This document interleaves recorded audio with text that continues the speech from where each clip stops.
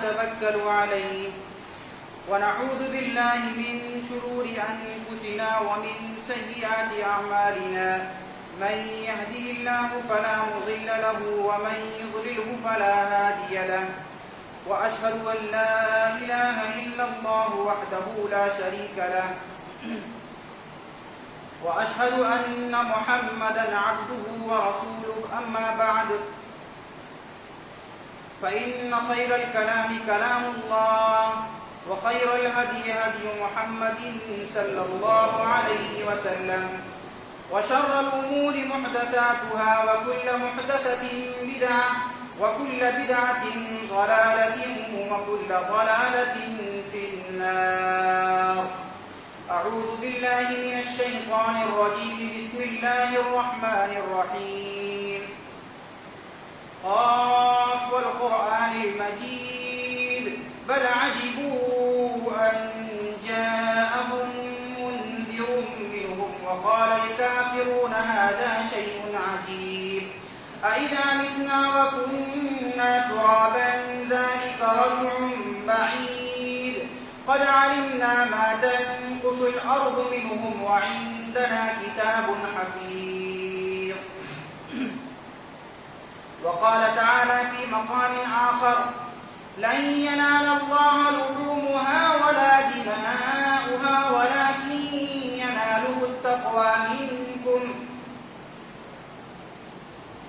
محترم سامعین کرام، سب سے پہلے اللہ رب العالمین کی تعریف و توصیف، حمد و ثنا، کبریائی اور بڑائی اس رب العالمین نے ہم تمام کے تمام انسانوں کو پیدا کیا. بے شمار درود و سلام نازل ہو تمام کے تمام انبیاء کرام پر، بالخصوص ہم سب کے آخری نبی امام الانبیاء جناب محمد رسول اللہ صلی اللہ علیہ وسلم پر، جنہوں نے دین اسلام کو ہم تک مکمل طریقے سے پہنچا دیا. حمد و صلات کے بعد حاضرین جمعہ، آج کے اس خطبہ جمعہ کے اندر آپ کے سامنے اس موضوع کے تحت چند باتیں رکھنے کی کوشش کروں گا. وہ قربانی کا مقصد کیا ہے؟ اللہ رب العالمین نے ہمیں جو قربانی کا حکم دیا ہے، کیا اس کا مقصد صرف جانور ذبح کرنا ہے یا اس کے پیچھے اور بھی کوئی بات ہے؟ تو موضوع ہوگا قربانی کا مقصد کیا ہے.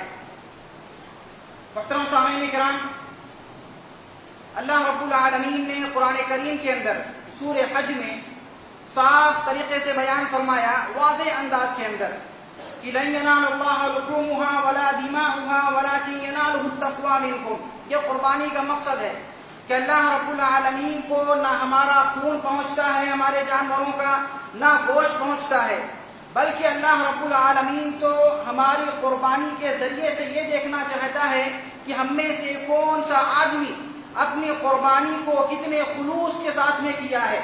اللہ رب العالمین کو ہمارا تقوی پہنچتا ہے، اللہ رب العالمین کو ہمارا اخلاص پہنچتا ہے، ہمارے عمل کے اندر خلوص تھا یا ہمارے عمل کے اندر ریاکاری تھی، ہمارے اندر کتنا تقوی تھا، یہ چیزیں اللہ رب العالمین کو پہنچتی ہے.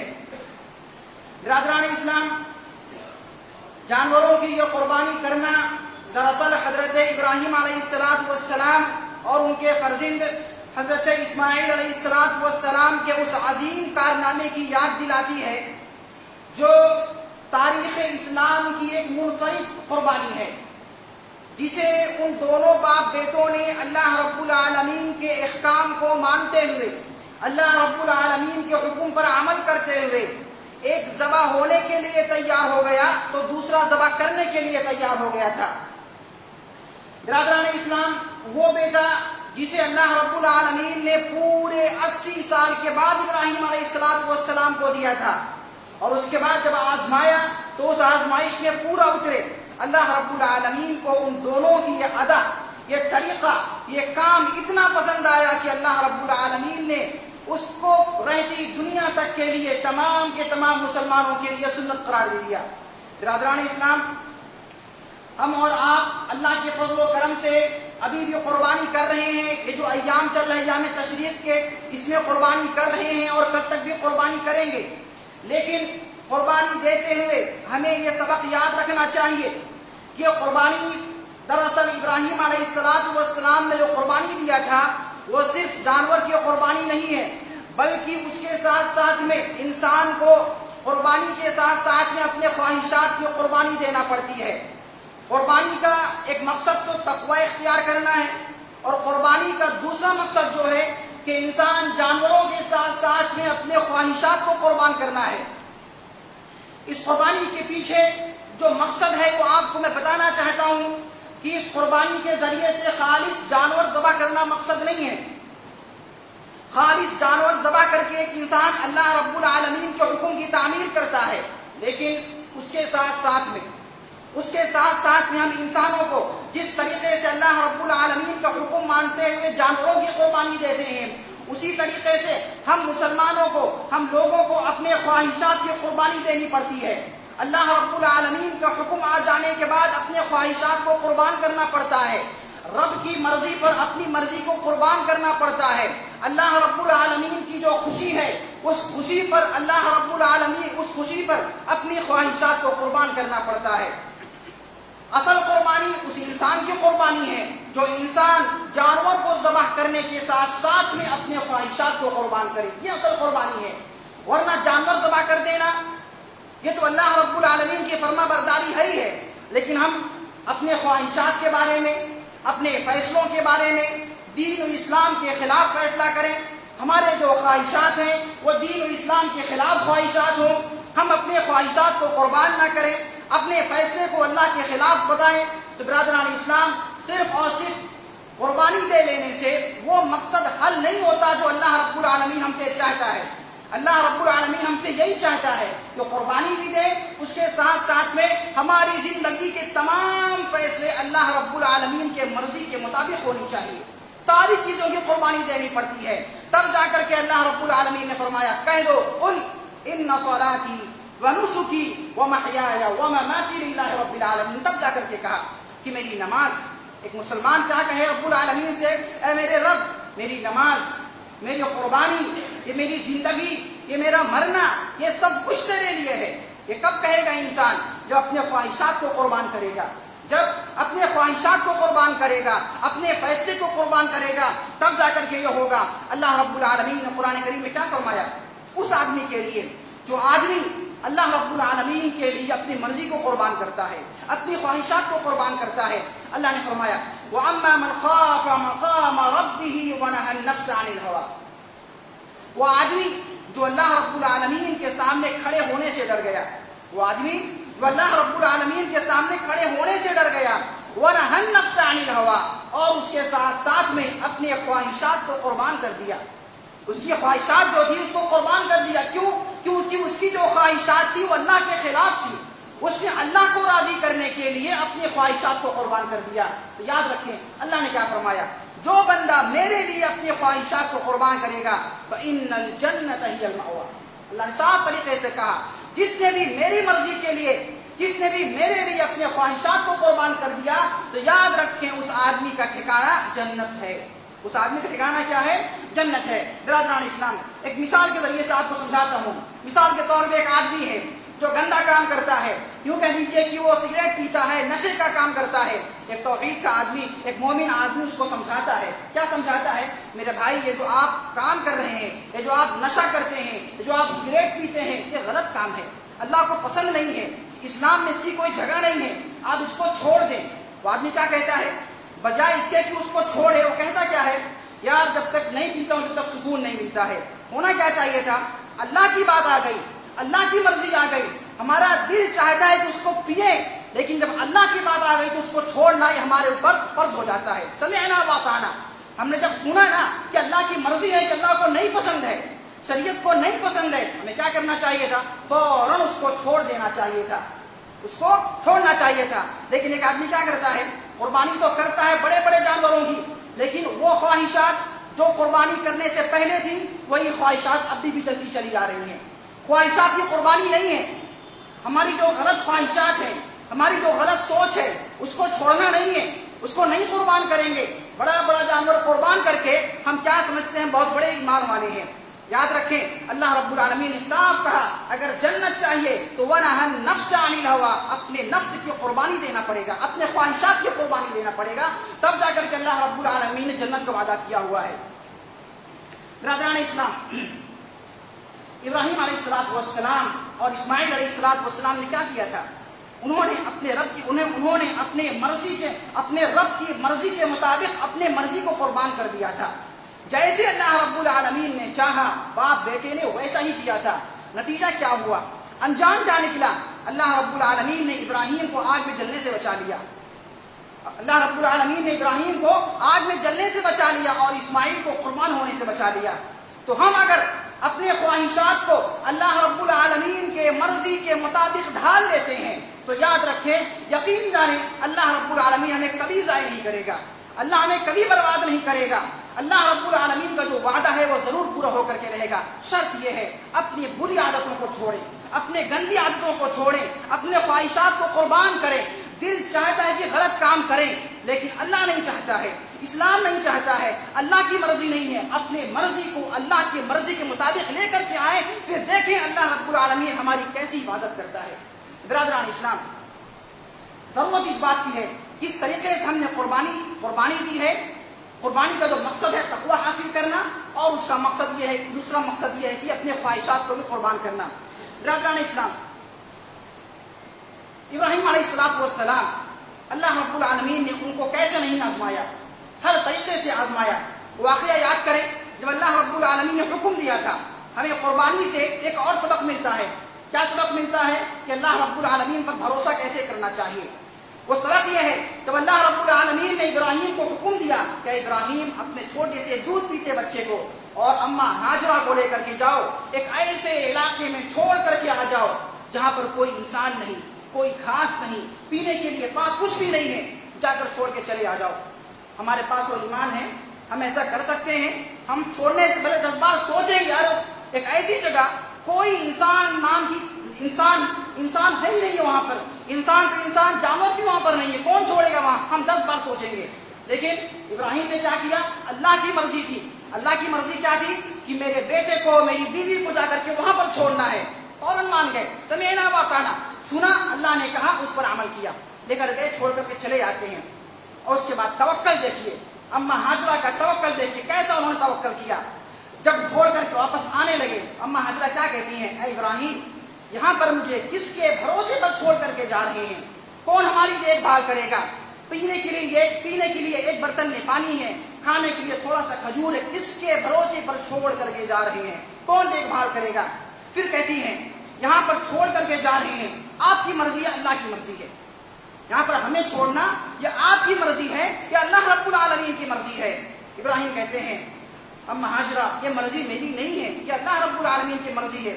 اب دیکھیں توکل کا وہ معیار، دیکھیں توکل کو وہ اعلیٰ معیار دیکھیں۔ اماں ہاجرہ کیا کہتی ہیں؟ اذا لا یصیعنا، اگر یہ اللہ کی مرضی ہے، یقین جائیں اللہ رب العالمین مجھے برباد نہیں ہونے دے گا، مجھے گمراہ نہیں ہونے دے گا، مجھے اللہ رب العالمین ضائع نہیں کرے گا اگر یہ اللہ کی مرضی ہے۔ تو کیا کیا ابراہیم نے؟ اللہ کے مرضی کے مطابق، اللہ جیسے چاہتا تھا ویسے کیا، جا کر کے اللہ رب العالمین کے مرضی کے مطابق جا کر کے چھوڑ کے چلے آئے۔ انجام کیا ہوا؟ اللہ نے آزمایا، آزمائش میں کامیاب ہوئے۔ انجام کیا ہوا؟ اللہ رب العالمین نے اس شہر کو رہتی دنیا تک کے لیے آباد کر دیا، اور اس شہر کی ویرانی کو قیامت کی نشانیاں بتا دیا۔ اگر وہ شہر ویران ہوگا، مکہ شہر ویران ہوگا، تو قیامت کی نشانیوں میں سے ہے۔ اللہ رب العالمین نے اس کو آباد کر دیا اور اس جگہ کو روح زمین کی سب سے افضل زمین قرار دیا۔ یہ آزمائش میں پورا اترنے کا بدلہ تھا۔ برادران اسلام، ہم جہاں پر اپنے جانوروں کو قربان کرتے ہیں، تقویٰ حاصل کرنا ایک مقصد ہے، آزمائش میں پورا اترنا مقصد ہے، برے کام کو چھوڑنا یہ بھی اس کے ساتھ ایک مقصد ہونا چاہیے۔ اللہ رب العالمین سے دعا ہے رب العالمین ہم تمام کو عمل توفیق عطا فرمائے۔ آمین ثم آمین، وآخر دعوانا الحمدللہ رب العالمین۔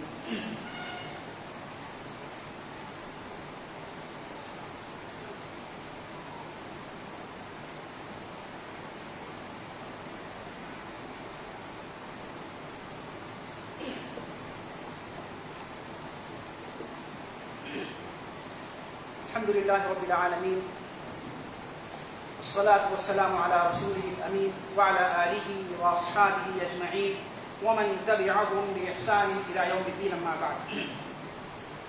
برادران اسلام، ابراہیم علیہ السلام جن کو اللہ رب العالمین نے بے شمار آزمائشوں سے گزارا ہے، انہی میں سے ایک آزمائش یہ کہ ابراہیم علیہ السلام نے اسلام سے، اپنے دین سے کبھی بھی کمپرومائز نہیں کیا۔ ہمیں یاد ہے نا کہ ابراہیم علیہ السلام نے جب دین کی بات کری، جب دین کی بات کہی، اللہ کی وحدانیت کا اقرار کیا، اللہ رب العالمین کے بارے میں لوگوں کو بتایا، بتوں کی عبادتوں سے انکار کیا، تو قوم نے کیا کیا؟ قوم نے ان کے ساتھ کیا سلوک کیا؟ اٹھا کر کے جلدی آگ میں ڈال دیا، اٹھا کر کے جلدی آگ میں ڈال دیا۔ لیکن اللہ رب العالمین کی مرضی، وہ آگ جس دو خالی ایک کام جانتی ہے، جس کی صفت خالی جلانا ہے، اللہ رب العالمین کو حکم سے اللہ نے کہا قل لا یا نار کونی بردا وسلاما علی ابراہیم۔ اللہ رب العالمین نے اس بندے کو جو زمانے سے ٹکرا گیا اپنے اسلام کے لیے، دین کے لیے، کبھی بھی کمپرومائز نہیں کیا، کبھی بھی ان کی بات کو نہیں مانا اللہ رب العالمین کے بات کے سامنے۔ اللہ کی مرضی جیسی تھی، اللہ کا حکم جیسا تھا، اسی کے اعتبار سے چلتا رہا۔ اللہ رب العالمین نے ان کو کیا ہے، اس جلتی ہوئی آگ سے اللہ رب العالمین نے صحیح سلامت بچا لیا۔ برادران اسلام، اگر ہماری مرضی اللہ کی مرضی کے مطابق ہو جائے تو اللہ رب العالمین بھی ہماری حفاظت فرمائے گا۔ برادران اسلام، ہم ایمان والے ہیں، ہمارے اوپر آزمائش نہ آئے ایسا ہو نہیں سکتا۔ اللہ رب العالمین نے ایمان والوں کے ساتھ میں آزمائش کو لازم قرار دیا ہے۔ یاد رکھیں، جو بندہ اللہ رب العالمین سے جتنا نزدیک ہوگا، جتنا قریب بندہ ہوگا، اس کی آزمائش اتنی بڑی ہوگی، اس کی آزمائش اتنی بڑی ہوگی۔ اور ہمارے اوپر آزمائشیں کیوں آتی ہیں؟ ہمارے اوپر آزمائش اس لیے آتی ہے تاکہ اللہ رب العالمین ہمارے ایمان کو چیک کرے، ہمارے صبر کو چیک کرے۔ ہمارے اوپر جو آزمائشیں آتی ہیں ہمارے صبر کو چیک کرنے کے لیے، اللہ رب العالمین نے فرمایا فَلَوْلَا إِذْ جَاءَهُمْ بَأْسُنَا تَضَرَّعُوا وَلَكِنْ قَسَتْ قُلُوبُهُمْ۔ جب ان کے اوپر آزمائش آئی تو وہ لوگ اللہ کی طرف دوڑ کر کیوں نہ آئے؟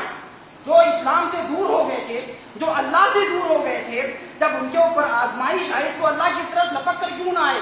اللہ کی طرف دوڑ کر کیوں نہ آئے؟ تو آزمائش ہمارے اوپر آتی ہے ہمیں اللہ سے قریب کرانے کے لیے۔ آزمائش ہمارے اوپر کیوں آتی ہے؟ آزمائش ہمارے اوپر آتی ہے اس وجہ سے آتی ہے ہمارے گناہوں کو معاف کرانے کے لیے۔ آزمائش آئے گی، ہم صبر کریں گے، ہمارے گناہ معاف ہوں گے۔ آزمائشیں ہمارے اوپر کیوں آتی ہیں؟ ہمارے درجات کو بلند کرانے کے لیے۔ ہم صبر کریں گے، اگر آزمائش سے ہمارے درجات بلند کیے جائیں گے۔ آزمائشیں ہمارے اوپر کیوں آتی ہیں؟ ہمارے اوپر آزمائشیں اس لیے آتی ہیں ہم صبر کریں، اس کا بدلہ دیا جائے گا۔ اللہ رب العالمین نے کہا انما یوفی الصابرون اجرهم بغیر حساب۔ جس شخص نے بھی آزمائش میں صبر کیا، اللہ رب العالمین کے ہاں اس کے لیے بے شمار اجر ہے، کوئی حساب نہیں ہے اجر کا۔ اور ہمارے اوپر آزمائشیں اس لیے بھی آتی ہیں، اگر ہمارے اوپر آزمائش آئے گی، ہم اس پر اگر ثابت قدم رہتے ہیں، اور یاد رکھیں ہماری ثابت قدمی اس بات کو طے کرتی ہے کہ اللہ رب العالمین کے یہاں ہمارا انعام کتنا بڑا ہوگا۔ ہم جتنا زیادہ صبر کریں گے، اللہ رب العالمین کے یہاں ہمارا انعام بھی اتنا ہی زیادہ ہوگا۔ تو برادران اسلام، جس طریقے سے انبیاء کرام پر آزمائش آئی، ابراہیم علیہ السلام پر آزمائش آئی، بے شمار انبیاء کرام پر آزمائش آئی، اور جو بندے اللہ سے جتنا قریب ہوتے ہیں ان کے اوپر یہ آزمائشیں آتی ہیں، اور آزمائشوں پر اگر ہم ثابت قدم رہتے ہیں تو پھر یاد رکھیں یہ آزمائشیں ہمارے لیے بہترین ثابت ہوتی ہیں۔ اس کے بعد کے جو مراحل ہوتے ہیں، ہمارے درجات کو بلند کیا جاتا ہے، گناہ معاف ہوتا ہے، اچھا انعام ملتا ہے، بے شمار فائدے ہوتے ہیں۔ تو برادران اسلام، یہ قربانی کا مقصد، ہم جب قربانی کریں، جہاں پر اپنے جانور کو قربان کرتے ہیں، اپنے جانور کو قربان کرنے کے ساتھ ساتھ سب سے پہلی چیز تقوی حاصل کرنا، خلوص ہونا چاہیے۔ دوسری چیز، جس طریقے سے اللہ کے راستے میں جانور کو قربان کرتے ہیں، اسی طریقے سے اللہ کی مرضی کے مطابق اپنی خواہشات کو قربان کریں، اپنے غلط خیالوں کو قربان کریں، اپنی غلط سوچوں کو قربان کریں۔ اللہ جو چاہتا ہے وہ کریں، اللہ جو نہیں چاہتا اس کو نہ کریں، اس سے دور ہو جائیں۔ اللہ رب العالمین کا جو وعدہ ہے جنت کا، وہ ہمیں ضرور مل کر کے رہے گا۔ یہ قربانی کا مقصد ہے۔ اگر ہم خالی جانور ذبح کریں اور اس کے ساتھ ساتھ ہمارے سارا جو غلط کام ہے، جو اللہ کے خلاف ہے، جو اسلام کے خلاف ہے، اگر ہم اس میں لگے رہتے ہیں تو پھر یاد رکھیں قربانی کا جو مقصد ہے وہ ہم نے حل نہیں کیا۔ اللہ رب العالمین سے دعا ہے رب العالمین ہم تمام کو من توفیق عطا فرمائے۔ برادران اسلام، کچھ اعلانات ہیں۔ دو بھائی جو ایڈمٹ ہیں ہاسپٹل میں، ایک کو ہارٹ کا پرابلم ہے اور ایک اور کسی بیماری میں مبتلا ہے۔ آپ تمام سے گزارش ہے تو ان کے حق میں دعا کریں کہ اللہ رب العالمین انہیں شفاء کاملہ عاجلہ نصیب فرمائے. جن لوگوں نے دعا کے لیے کہا ان کی جائز تمنا کو پورا فرما. رب العالمین ہمیں جو بیمار ہیں ان کو شفا عطا فرما. رب العالمین ہمیں جن کے اوپر قرض ہے ان کو ادا کرنے کا بہترین ذریعہ بنا دے. رب العالمین ہمارے اندر اتحاد و اتفاق پیدا فرما. رب العالمین ہمارے اندر اتحاد و اتفاق پیدا فرما. رب العالمین ہم تمام کو جہنم کی آگ سے بچا. ہم تمام کے لیے قبر کے سوالات کو آسان فرما دے. ہم تمام کے لیے قبر کے سوالات کو آسان فرما دے. رب العالمین اس دنیا کے اندر مسلمان جہاں بھی پریشان ہوں ان کی مدد فرما. مسلمان جہاں پریشان ہوں ان کی مدد فرما. اللهم اغفر للمسلمين والمسلمات والمؤمنين والمؤمنات الأحياء منهم والأموات إنك سميع قريب مجيب الدعوات يا قاضي الحاجات. ربنا ظلمنا أنفسنا وإن لم تغفر لنا وترحمنا لنكونن من الخاسرين. الله ربنا ظلمنا أنفسنا وإن لم تغفر لنا وترحمنا لنكونن من الخاسرين. اللهم ارفع الفقر والجهل والمرض عن أمة الإسلام. اللهم ارفع الفقر والجهل والمرض عن أمة الإسلام. ربنا تقبل منا إنك أنت السميع العليم وتب علينا إنك أنت التواب الرحيم. وآخر دعوانا الحمد لله رب العالمين. السلام عليكم ورحمة الله وبركاته.